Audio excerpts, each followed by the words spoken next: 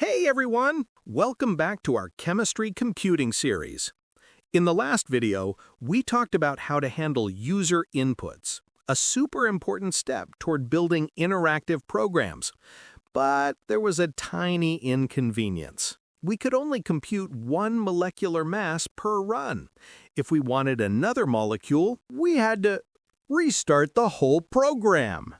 And sure, that does build character, but we want better. We want flexibility. We want to calculate as many molecular masses as we wish, without quitting the program.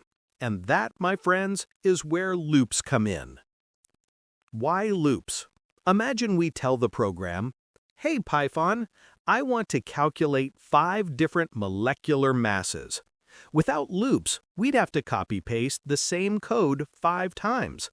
That's called hard coding, and programmers cry when that happens. Instead, we draw a flowchart. Step 1, decide how many molecules to calculate. Step 2, ask for C and H counts for each molecule. Step 3, automatically repeat that process. That automatically repeat part? Loops. What are loops? Loops let a program execute a block of code over and over, either for a set number of times or until a condition becomes false. Python gives us 2 main types, a for loop and a while loop. I promise we won't explore every corner of loopland today. No need to overwhelm ourselves before lunch. Just the essentials. The for loop. A for loop is great when we know how many times we want to loop. It iterates over something called an iterable. But shh, we'll talk about iterables in the next video. For now, meet our friend range. X equals range 5. Print X. That prints range of 0 to 5. Print type of X, that's class range. Print list of X, that's going to print out 0, 1, 2, 3, 4. So range of 5 doesn't instantly spit out numbers, it creates a range object which represents the numbers. Then a loop like, for I in range 5, print I. Prints 0, 1, 2, 3, 4. Zero-based counting, as Python and the whole C family prefers. Meanwhile, Fortran says, we start from 1, thank you very much. The while loop. Now, the while loop is a bit different. It keeps running as long as a condition remains true. Example, I equals 0.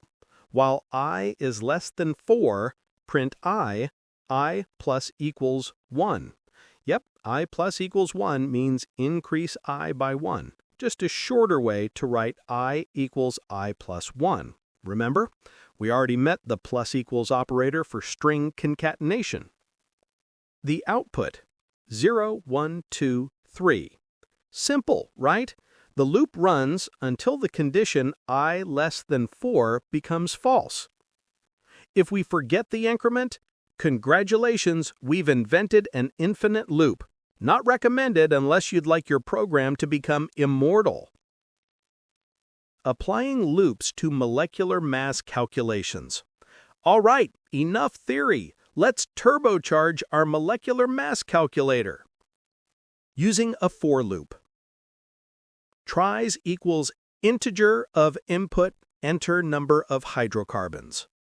For I in range of tries, print molecule plus string I plus 1, NC, NH, equals input, enter number of carbons and hydrogens, comma separated, dot split, single quote, comma.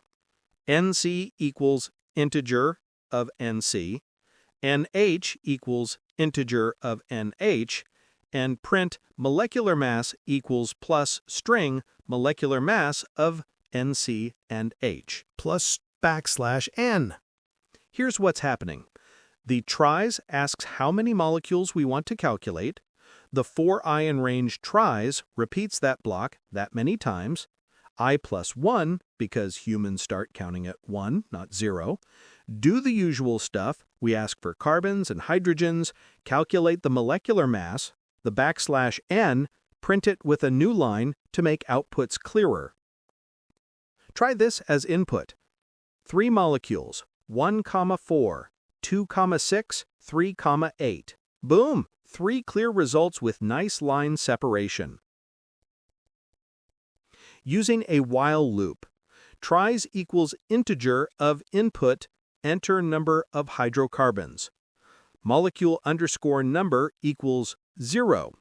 While molecule underscore number less than tries, print molecule plus string molecule underscore number plus 1, NC/NH equals input, enter number of carbons and hydrogens, comma separated, dot split, single quote, comma, NC equals integer of NC, NH equals integer of NH, print molecular mass equals plus string molecular mass of NC and H, plus \n, molecule underscore number plus equals 1. In a while loop, we manually increment the counter molecule number starting at 0. The loop continues as long as molecule number is less than tries. Try it using unsaturated hydrocarbons, CnH2n. Play with values, experiment. We're in chemistry, that's what we do. So that's it, folks. Loops are incredibly versatile and indispensable for tasks like data processing, automation, and algorithms.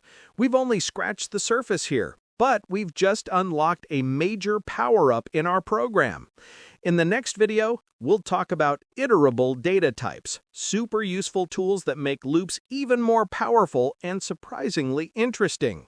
Thanks for watching. Until then, keep experimenting, keep looping, and remember, in programming, repetition isn't boring. It's automation. See ya in the next video.